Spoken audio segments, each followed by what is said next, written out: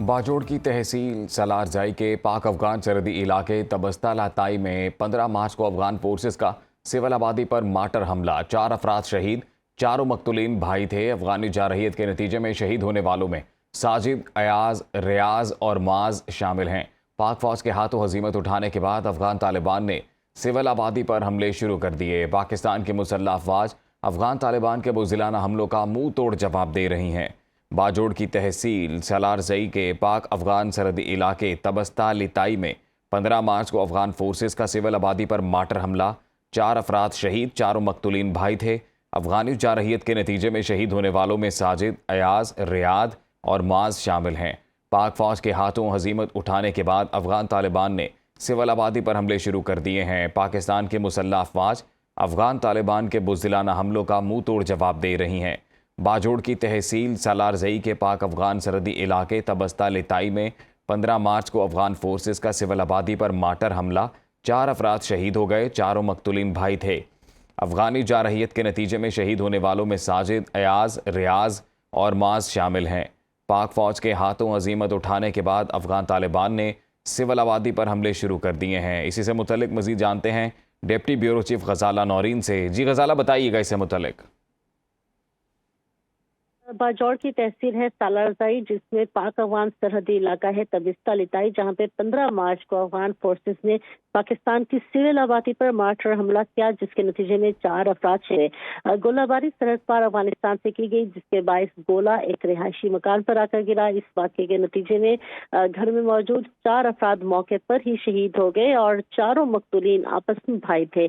افغانی جارحیت کے نتیجے میں شہید ہونے والوں میں ساجد، ایاز، ریاض اور معاذ شامل ہیں۔ اور دیکھیں کہ پاک فوج کے ہاتھوں ہزیمت اٹھانے کے بعد اب افغان طالبان نے سول آبادی پر حملے شروع کر دیے ہیں اور افغان طالبان کی جانب سے فائر کیے گئے مارٹر گولے باجوڑ کے سرحدی علاقے سالارزئی میں لتائی اور گرد و نواح میں گرے۔ زخمی بھی ایک شخص ہوا، جس کو فوری طور پر قریبی ہسپتال منتقل کر دیا گیا، جہاں اس کا علاج جاری ہے۔ پاک فوج کے مقامی کمانڈر کی متاثرہ خاندان کے گھر جامد بھی ہوئی اور انہوں نے مرحومین کے لواحقین سے اظہار افسوس کیا۔ افغانستان کی جانب سے حملے کے خلاف باجوڑ کے عوام میں شدید اشتعال پایا جاتا ہے اور پاکستان کی مسلح افواج افغان طالبان کے بزدلانہ حملوں کا منہ توڑ جواب دے رہی ہیں۔ غزالہ، افغان جریدے ہشت صبح کے مطابق اقوام متحدہ کی سلامتی کونسل نے افغان عبوری وزیر اعظم محمد حسن اخند، وزیر خارجہ سراج الدین حقانی سمیت 22 سینئر عہدیداروں پر پابندیاں لگائی ہیں۔ اس سے متعلق کیا ڈیٹیلز ہیں آپ کے پاس؟ جی بالکل، دہشت گرد گروہ افغان طالبان عالمی امن اور انسانی حقوق کے لیے بھی خطرہ بن چکے ہیں اور افغان جریدہ ہے ہشت صبح، جس کے مطابق انسانی حقوق کی تنظیم ہیومن رائٹس ایکٹیوسٹ لائٹس نے طالبان پر جو اقوام متحدہ کی کئی پابندیاں ہیں ان کا بھی خیر مقدم کیا ہے۔ اقوام متحدہ کی سلامتی کونسل نے 22 اعلیٰ طالبان ارکان پر پابندیاں لگائیں، جو کہ انتہائی اہم اقدام ہے۔ انسانی حقوق کی تنظیم ہیومن رائٹس ایکٹیوسٹ لائٹس نے کہا کہ یہ پابندیاں ثبوت ہے کہ افغان طالبان ایک دہشت گرد گروہ کے طور پر اب بھی شدید خطرہ ہے اور پابندیوں میں افغان عبوری وزیر اعظم محمد حسن اخند، وزیر خارجہ سراج الدین حقانی سمیت 23 عہدیدار شامل ہیں۔ اس کے ساتھ برطانیہ نے بھی اقوام متحدہ کی سیکورٹی کونسل کے مطابق اپنی طالبان پر پابندیوں کی فہرست کی توثیق کی ہے۔ برطانیہ نے سلامتی کونسل کے فیصلے کے مطابق طالبان پر عائد پابندیوں کی فہرست کو اپڈیٹ کر دیا ہے۔ برطانوی بیان کے مطابق طالبان اب بھی امن کے لیے خطرہ ہیں اور انسانی حقوق کی خلاف ورزیوں میں ملوث ہے۔ اس حوالے سے دفاعی ماہرین کا یہ کہنا ہے کہ طالبان کی موجودہ پالیسیوں نے افغانستان کو ایک بار پھر شدت پسند گروہوں کے لیے محفوظ پناہ گاہ بنا دیا ہے اور اقوام متحدہ کی پابندیاں اس حقیقت کی عکاسی کرتی ہیں کہ عالمی برادری طالبان کو ایک ریاست کے بجائے عسکری گروہ کے طور پر دیکھ رہی ہے اور طالبان کی سرپرستی میں سرگرم شدت پسند نیٹ ورکس جنوبی اور وسطی ایشیائی میں دہشت گردی کے پھیلاؤ کا خطرہ بڑھا رہے ہیں۔ جی غزالہ، ہمارے ساتھ ہی موجود رہیے گا۔ ایک اور اہم خبر ہے کہ F C Balochistan training centre Khuzdar میں اسپیشل آپریشن ونگ کی شاندار پاسنگ آؤٹ پریڈ کا انعقاد کیا گیا۔ اس سے متعلق بھی بتائیے گا۔ F C Balochistan training centre Khuzdar میں اسپیشل آپریشن ونگ کی شاندار پاسنگ آؤٹ پریڈ کا انعقاد کیا گیا۔